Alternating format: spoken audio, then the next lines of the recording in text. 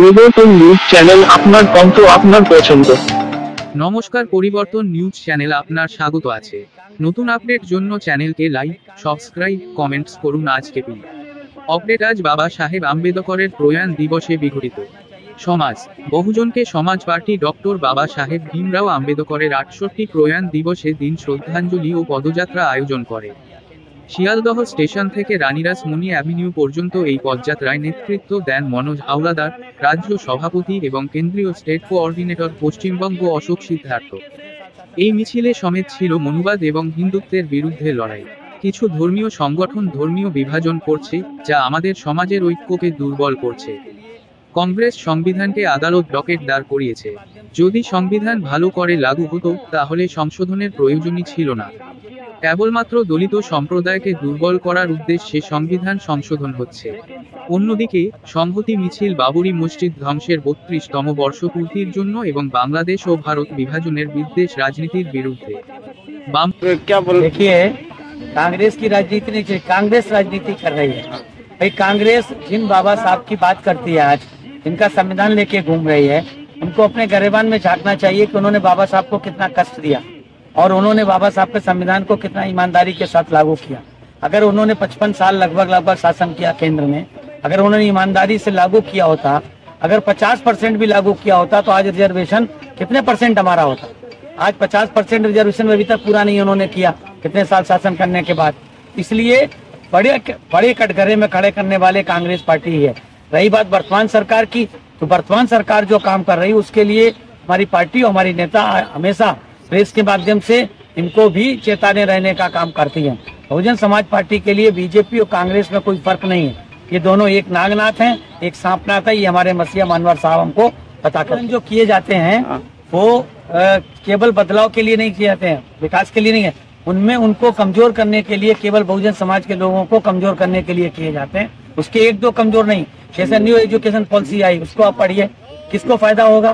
हमारे गरीब को, किसी गरीब को, चाहे वो किसी जाति वर्ग मजहब का गरीब हो, उसको उस एजुकेशन पॉलिसी से कोई फायदा नहीं।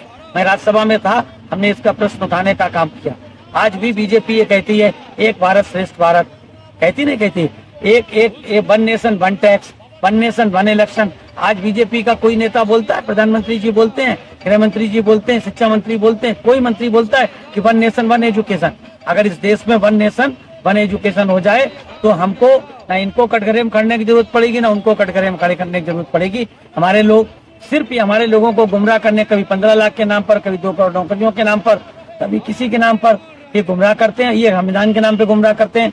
इसलिए हमारे लिए तो दोनों एक नागनाथ एक सांपनाथ है। मैं आज देखा नहीं उसको, मेरे बारे में उसके, क्योंकि मैंने पूरी तरह से संसद भवन में नोट का मैं रास्ते में नहीं था, लेकिन अगर ऐसा मिला है जैसा आप बता रहे हैं, मेरी संज्ञान में नहीं है, ऐसा मिला है, तो निश्चित रूप से ये लोकतंत्र के लिए बहुत ही खतरनाक स्थिति वाली বাবা সাহেবের সংবিধানকে ইমপ্লিমেন্ট করছে।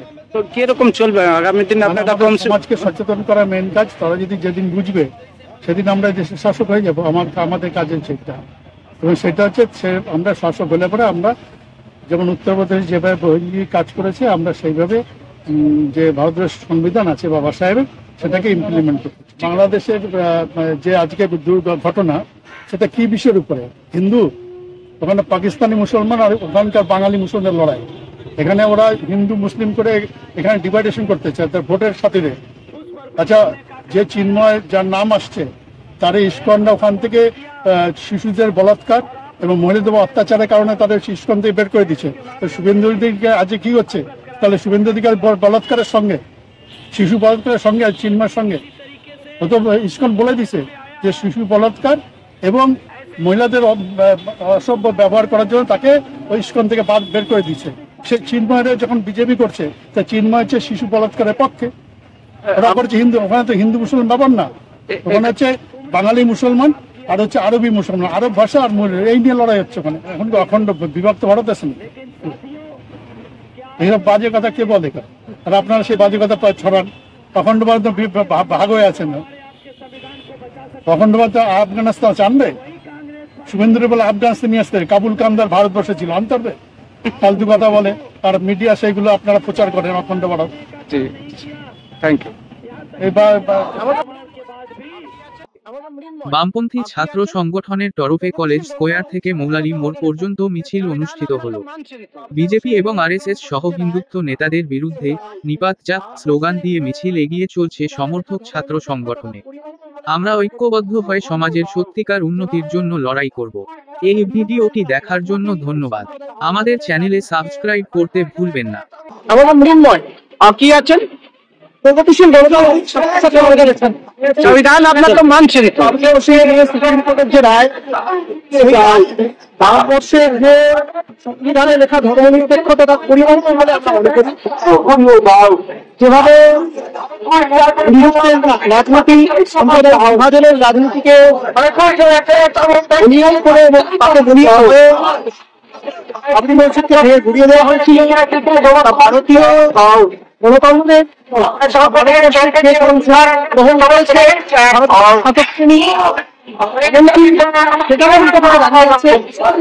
আমরা আজকে যেদিন রেখে বাংলাদেশ দক্ষিণ এশিয়ার সব নিপীড়ন চলছে সেই জায়গা থেকেই যে কোনো দেশে সংখ্যালঘু মানুষদের উপর নিপীড়ন